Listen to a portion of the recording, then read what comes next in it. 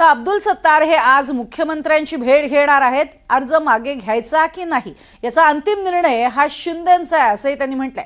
6 आमदारांची 3.5 तास शिंदेंसोबत चर्चा झालेली आहे आणि त्यानंतर आता अब्दुल सत्तार हे मुख्यमंत्र्यांना भेटणार आहेत। की तुम्ही लक्षात ठेवा, आमचे नेते आदरणीय सन्माननीय उपमुख्यमंत्री एकनाथरावजी शिंदे साहेब आहेत आणि शिंदे साहेब जे बोलले ते अंतिम राहील।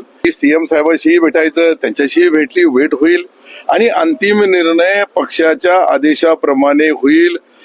राज्यामधल्या एकंदरीत युतीला आमच्यामुळे कुठं तडा जाणार नाही याची दक्षता आम्ही घेऊ। आणि आता एक नजर टाकणार आहोत तुमच्या आमच्या जिल्ह्यातल्या आणि तालुक्यातल्या बातम्यांवरती। बातमी तालुक्याची, बातमी जिल्ह्याची मधून।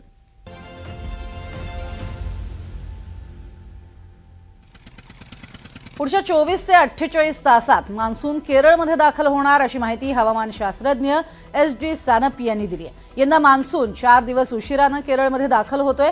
महाराष्ट्राला मान्सूनची आणखी काही दिवस प्रतीक्षा करावी लागणार आहे।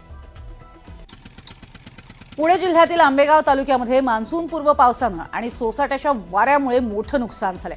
विजांच्या कडकडाटासह झालेल्या जोरदार पावसामुळे तालुक्यातील अनेक भागांमध्ये जनजीवन विस्कळीत झालंय। विशेषतः चांडोली आणि खडकी परिसरामध्ये शेतातील उभी पिकं ही जमीनदोस्त झाली।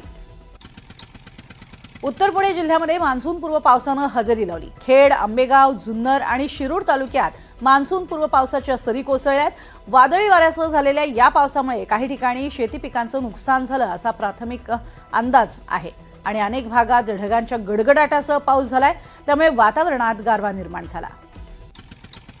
पुण्याच्या पुरंदर तालुक्यातल्या जेजुरी परिसरामध्ये पूर्वमोसमी पाऊस झालाय। अचानक ढग दाटून आले आणि काहीच वेळात सोसाट्याच्या वाऱ्यासह मोठा पाऊस झाला।